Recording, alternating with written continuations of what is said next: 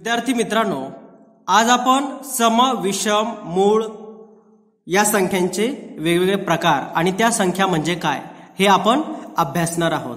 यामध्ये आपण पाहू शकता की समसंख्या म्हणजे काय, तर ज्या संख्येला 2 ने पूर्ण भाग जातो किंवा या ठिकाणी एक शब्द वापरला जातो निःशेष।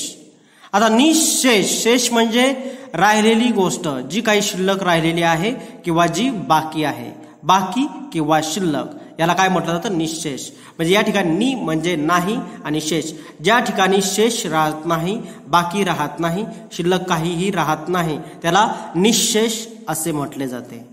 यामध्ये ज्या समसंख्या असतात तर त्या समसंख्यांना 2 ने पूर्ण भाग जातो म्हणजे निःशेष, बाकी ही किती राहते, काहीच राहत नाही, म्हणजेच बाकी 0 राहते। या संख्यांच्या एकक स्थानी 0, 2, 4, 6, 8 यापैकी एक अंक असतो। त्यानंतर आपण पाहणार आहोत की विषम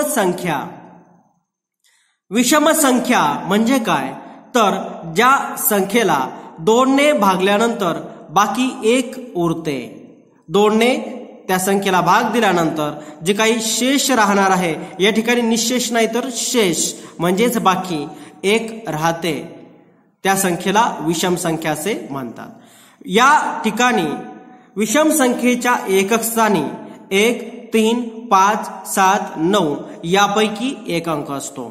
आपण जर 1 पासून सुरुवात केली विषम संख्या पाहण्यासाठी, तर पहिली जी ही संख्या आहे ती 1 आहे, 3, 5, 7, 9 या 1 ते 10 पर्यंतच्या काय आहेत, विषम संख्या आहेत। त्यानंतर सम आणि विषम संख्यावरील क्रिया आपण पाहणार आहोत। कुठल्याही समसंख्या अधिक दुसरी एक समसंख्या बरोबर काय, त्याचं उत्तर जे येणार आहे ते समसंख्याच येईल। या ठिकाणी आपण पाहिलं 2 अधिक 2 बरोबर 4, ही एक समसंख्या आहे, ही एक समसंख्या आहे, यांचं बेरीज जी आहे ती 4 येते।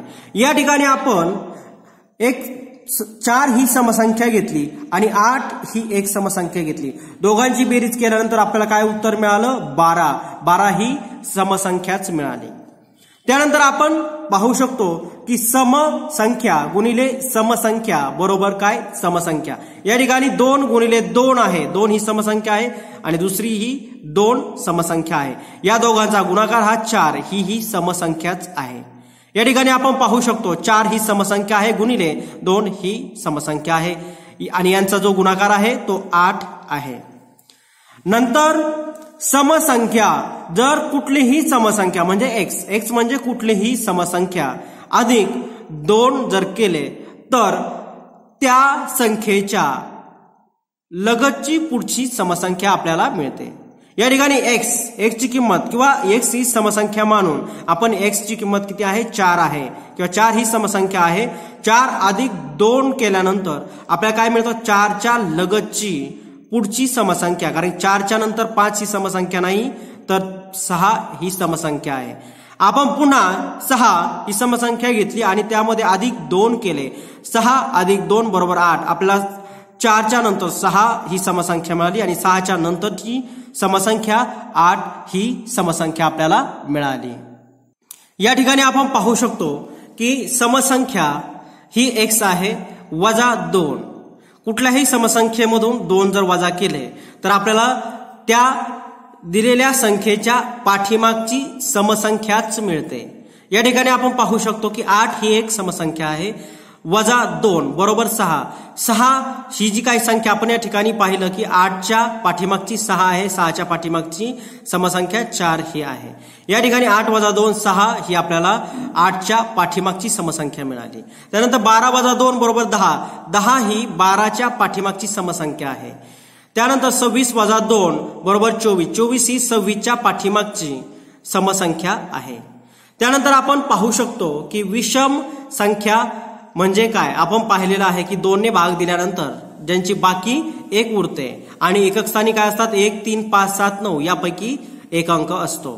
तर या ठिकाणी आपण पाहू शकतो की विषम संख्या अधिक विषम संख्या, या ठिकाणी विषम संख्या अधिक विषम संख्या बरोबर समसंख्या। या ठिकाणी आपण 2 विषम संख्या घेऊ, वर दिल्याप्रमाणे 3 अधिक 5 या 2 विषम संख्या आपण घेतलेल्या आहेत, 3 आणि 5 यांची बेरीज किती आलेली आहे 8.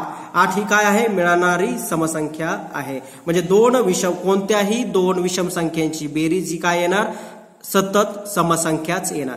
आपण त्यानंतर 7 अधिक 9 ही संख्या घेतलेली आहे. तर 7 अधिक 9 ची बेरीज किती येते 16. 16 ही काय झाली 7 आणि 9 या दोन्ही काय आहेत विषम संख्या आहेत आणि त्यांची बेरीज जी आहे ती 16 ही काय आहे समसंख्या आहे. त्यानंतर आपण पाहू शकतो की या ठिकाणी विषम गुणिले विषम म्हणजे एक विषम संख्या गुणिले दुसरी विषम संख्या बरोबर काय येईल त्यांचा गुणाकार या ठिकाणी विषम संख्याच असतो. आपण या ठिकाणी पाहू शकतो 3 आणि 5 यांचा गुणाकार 15 आहे. 7 आणि 9 यांचा जर गुणाकार आपण या ठिकाणी मांडला तर 63 येईल आणि 63 ही काय आहे विषम संख्या आहे कारण एकक स्थानी आपल्या 63 या संख्येच्या एकक स्थानी 3 हा अंक येतो. आपण सहज ओळखून सांगू शकतो की 3 ही काय आहे किंवा 63 ही संख्या आहे ती विषम संख्या आहे. या ठिकाणी आपण पाहू शकतो की विषम संख्या अधिक विषम संख्या एक विषम संख्या अधिक दुसरी विषम संख्या भागिले विषम संख्या म्हणजे दोन विषम संख्यांच्या बेरजेला जर एका विषम संख्येने जर भाग दिला तर या ठिकाणी समसंख्या हे आपल्याला उत्तर मिळतं. या ठिकाणी आपण पाहू शकतो समसंख्या आपण कोणती घेतली 3 अधिक 3 ही समान समसंख्या घेतली भागिले 3 आहे. या ठिकाणी 3 अधिक 3 बरोबर 6 भागिले 3 3 भागिले 6 3 1 3 3 2 6 या ठिकाणी उत्तर 2 आलं. 2 ही आपल्याला मिळणारी काय आहे समसंख्या आहे. परंतु या ठिकाणी आपण पाहू शकतो की या ठिकाणी आपण 3 ही समान संख्या घेतली 3 या ठिकाणी आहे या 3 आहे या दोनही विषम संख्या आहेत परंतु या सारख्या आहेत. त्यानंतर भागाकारानं सुद्धा 3 ही सारखी संख्या आहे म्हणजे 3 3 6/3 याप्रमाणे या ठिकाणी आपण 3 ही एक विषम संख्या घेतली अधिक 5 ही विषम संख्या घेतली आणि त्याला भागिलं कितीनं 3 भाग दिलेला आहे. या ठिकाणी आपण पाहू शकतो 3 आणि 5 8 भागिले 3 या ठिकाणी बाकी किती उरते जेव्हा आपण 8 ला 3 न भाग जातो 3 2 6 बाकी किती राहते 2 बाकी राहते. आपली बाकी किती राहायला पाहिजे ही काय आहे येणारी जी काही संख्या आहे तर ती या ठिकाणची जी काही येणारी संख्या आहे ती काय आहे विषम संख्या येईल. मग या ठिकाणी आणि या ठिकाणी फरक जाणवतो तेव्हा या ठिकाणचा अंक या ठिकाणचा अंक या ठिकाणचा अंक पहा आणि या ठिकाणचे अंक पहा. मग हा नियम कोणत्या संख्येला लागू पडेल कोणत्या संख्येला लागू पडणार नाही याचा आपल्याला अभ्यास करायचा आहे. आता आपण पाहणार आहोत की मूळ संख्या मूळ जी संख्या आहेत म्हणजे कोणती संख्या आहे या ठिकाणी मूळ म्हणजे ज्या संख्येला 1 व ती संख्या स्वतः फक्त 1 आणि ती संख्या स्वतः यांच्या व्यतिरिक्त इतर कोणत्याही संख्येने निशेष भाग जात नाही. इतर कुठलीही संख्या 1 आणि दिलेली संख्या यांच्या व्यतिरिक्त कुठल्याही संख्येनं निशेष भाग जात नाही त्या संख्येस आपण काय म्हणतो मूळ संख्या असे म्हणतात. आता यामध्ये काही माहिती आपणास असायला हवी की 2 ही जी आहे तर ती एकमेव मूळ संख्या 2 ही अशी संख्या आहे की तिला 1 आणि 2 या 2 ला 1 आणि 2 या 2च अंकांनी निशेष भाग जातो म्हणजे 1 आणि ती संख्या स्वतः या 2च अंकांनी भाग जातो. म्हणून 2 ही काय आहे ही एकमेव मूळ संख्या आहे आणि परंतु ती कशी आहे तर ती समसंख्या आहे कारण की 2 ही आपण पाहिलेली आहे की ही संख्या कशामध्ये आहे 2 ही संख्या कशामध्ये येते तर समसंख्यामध्ये येते. मग 2 ही समसंख्याही आहे आणि ती मूळ संख्या सुद्धा आहे कशावरून कारण तिचे 1 आणि 2 याच 2 संख्येने तिला निशेष भाग जातो. म्हणून आपण म्हणू शकतो की 2 ही अशी एकमेव मूळ संख्या आहे की जी मूळ संख्याही आहे आणि समसंख्या सुद्धा आहे हे आपणास माहिती असायला पाहिजे. विद्यार्थी मित्रांनो आपण या ठिकाणी एक तक्ता पाहणार आहोत की ज्या तक्त्यामध्ये काय दिलेलं आहे काही संख्या दिलेल्या आहेत त्या संख्या आहेत या ठिकाणी 2 ते 10 पासून आपल्याला काय केलं 91 ते किती 100 पर्यंत गट पाडलेले आहेत आणि समोर काय दिलेलं आहे मूळ संख्या म्हणजेच काय 2 ते 10 यामध्ये किती मूळ संख्या आहेत आणि त्या कोणत्या आहेत 11 ते 20 मध्ये 21 ते 30 म्हणजे अशा पद्धतीने 10-10चे गट पाडून आपल्याला त्यामधील ज्या काही मूळ संख्या आहेत त्या आपण पाहणार आहोत. आता या ठिकाणी आपल्याला कुठून सुरुवात करायची आहे 1 ते 10 अशा पद्धतीचा अंक आपण या ठिकाणी 2 वापरू शकतो 2 ते 10 किंवा 1 ते 10 असाही अंक आपण वापरू शकतो. तर 1 ते 10 यामध्ये किंवा 2 ते 10 यांच्यामध्ये किती मूळ संख्या आहेत आणि कोणत्या आहेत या ठिकाणी आपण पाहू शकतो 2 3 5 7 11 ते 20 मध्ये 11, 13, 17, 19. त्यानंतर 21 ते 30 मध्ये 23 आणि 29.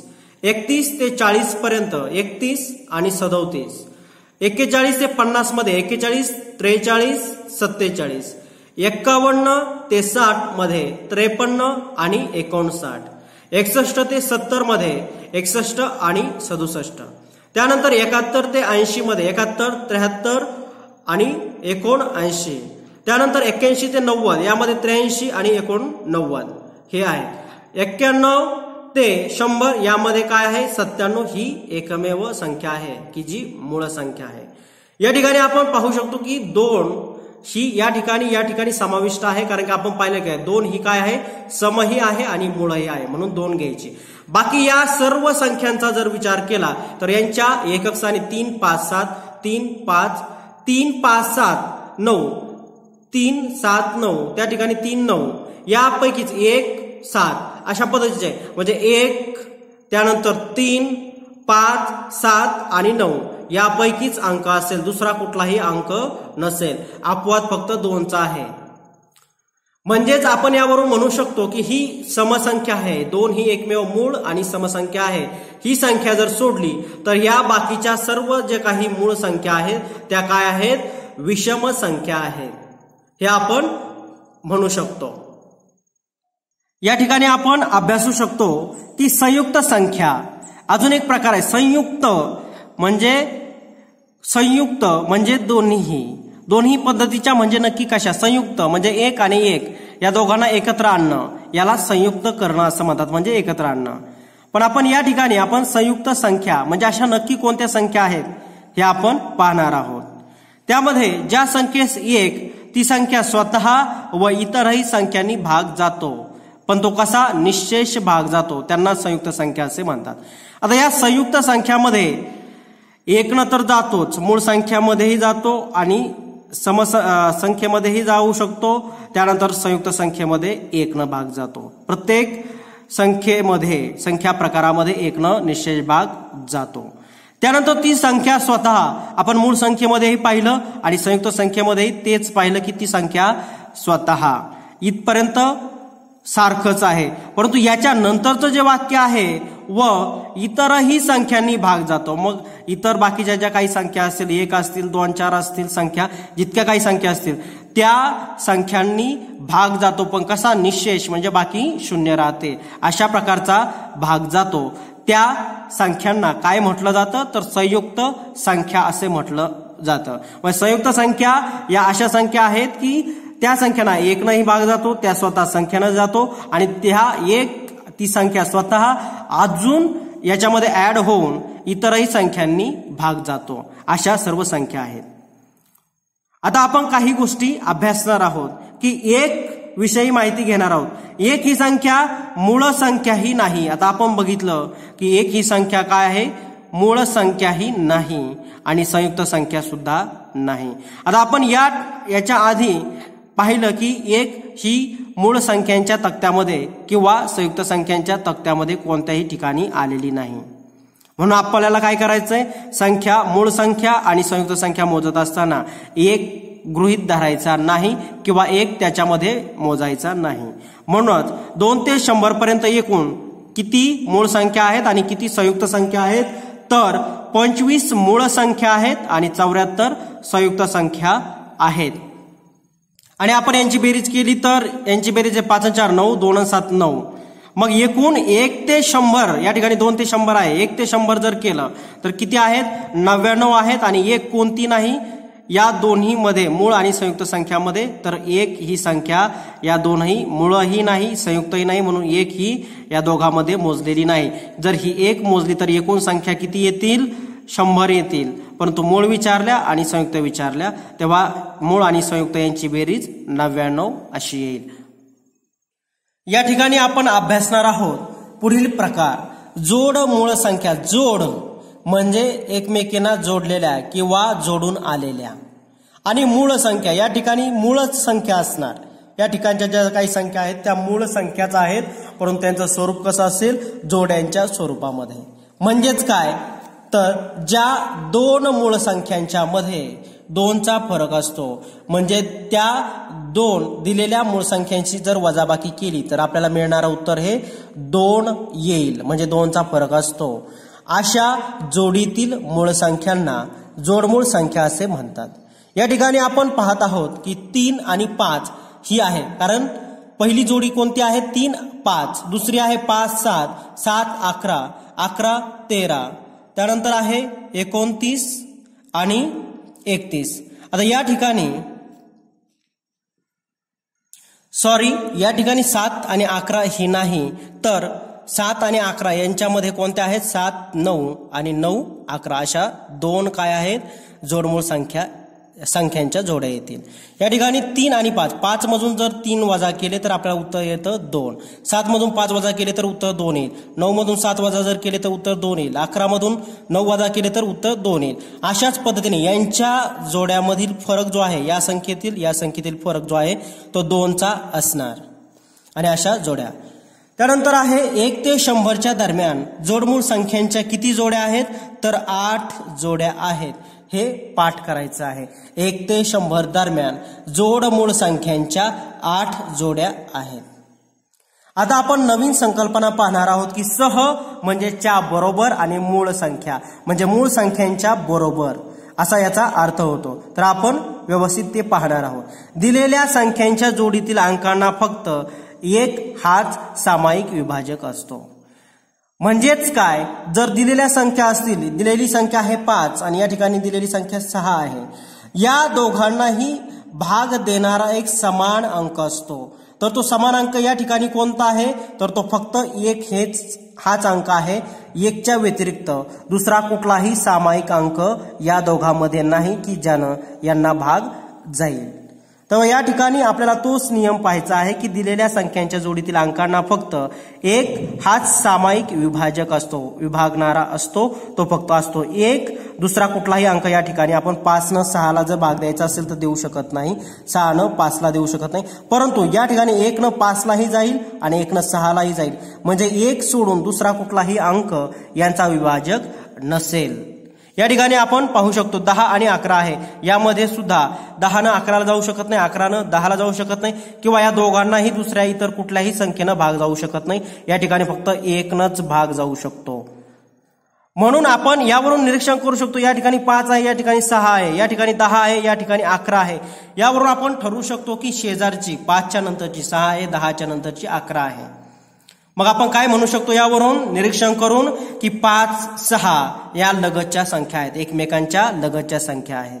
त्यानंतर आपण पुढची संख्या घेऊ शकतो. 6च्या पुढची जी आहे ती 7 आणि 8. म्हणजे काय? यामध्ये सुद्धा 1 हाच आहे. म्हणजे क्रमांकानं जात असताना ज्या एकमेकांच्या शेजारच्या संख्या असतात, शेजारील संख्या असतात, शेजारील कुठल्याही 2 संख्या असतील, 7, 8 असतील किंवा 8, 9 असतील, तर त्या एकमेकींच्या काय आहेत?